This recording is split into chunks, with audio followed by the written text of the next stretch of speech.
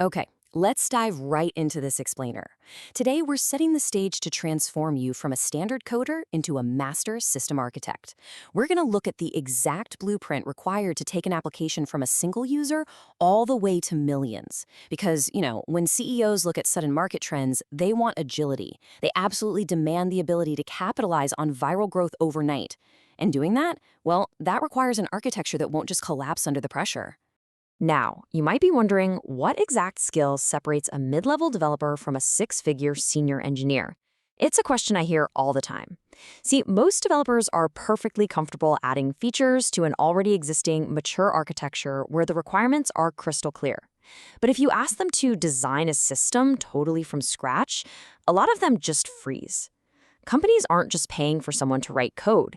They're paying for someone who can navigate complex design trade-offs from day one. Someone who can take rough requirements and optimize both performance and data storage like an absolute pro. Section 1. Scaling from 1 to millions. To really understand massive scale, we have to understand where it all begins. Let's start small with a single server setup and trace the evolutionary arc of an application going completely viral. Imagine setting up a system for a brand new app. This is the basic request flow before any of those crazy traffic spikes hit. First, you type a domain name into your browser. Your browser then contacts the DNS, the domain name system, which acts kind of like a phone book, mapping that domain to a specific IP address. With that IP address in hand, your device fires off an HTTP request to the server. And finally, the server processes that request and shoots back a response, usually in a really lightweight JSON format. It's incredibly straightforward when you just have one server handling the web app, the database, and the cache. But what happens when thousands of users hit this exact flow at the exact same time? Well, when your user base explodes, a single server simply isn't going to cut it. So you basically have two primary ways to scale. First up is vertical scaling, which just means throwing more resources like RAM or CPU at your existing server. To use an analogy, it's like upgrading a single car with a massive engine so it can go faster. It's simple, right?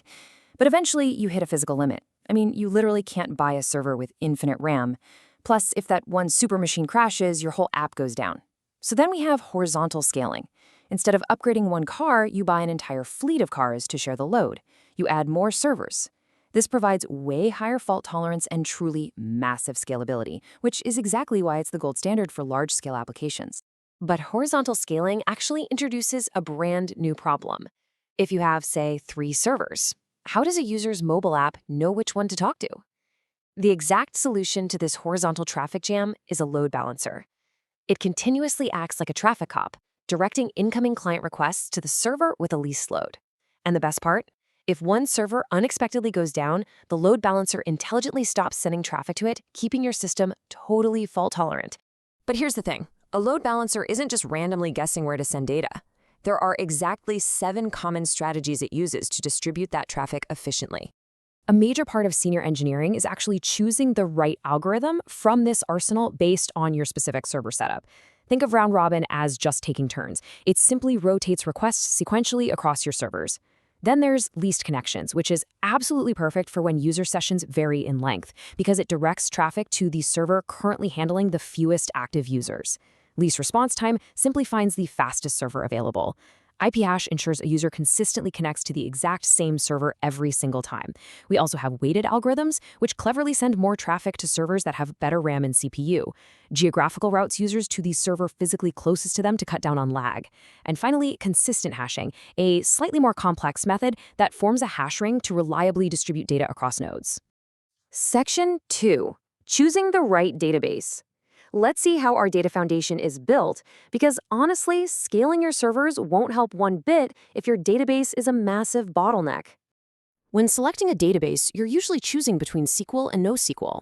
SQL databases are relational. They structure data in very rigid tables and rows, and they are strictly ACID compliant. That means transactions are atomic, consistent, isolated, and durable. That ACID compliance is a crucial industry standard for complex join operations and rock-solid data integrity.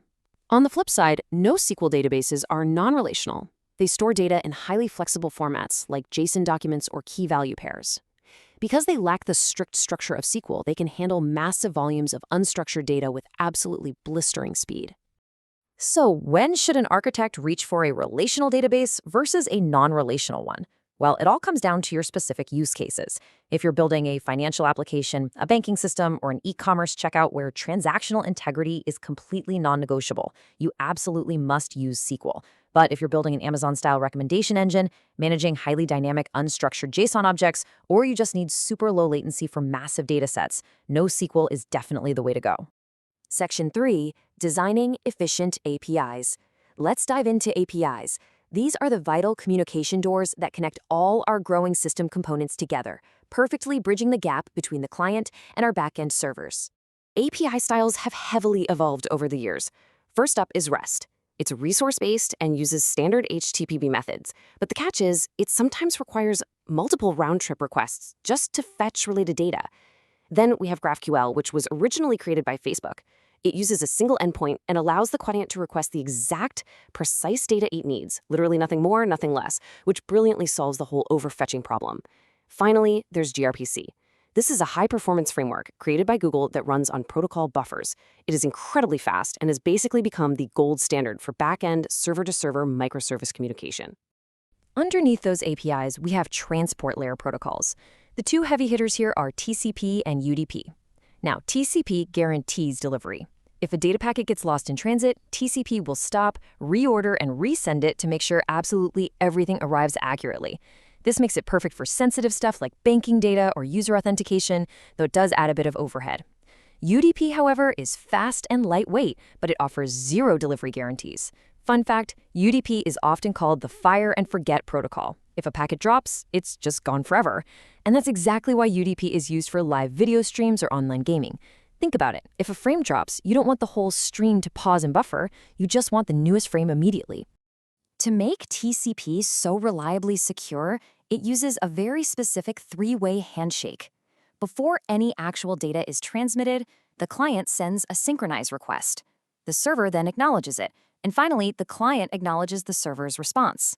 Only after this strict three-way connection is fully established does the heavy lifting of data transfer actually begin, ensuring both sides are fully ready and actively listening. Section 4. Securing the system.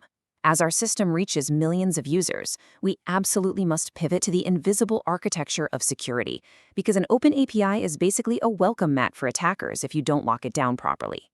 But before we lock the doors, we need to untangle the absolute most common mix-up in software engineering. What is the exact difference between identity and access?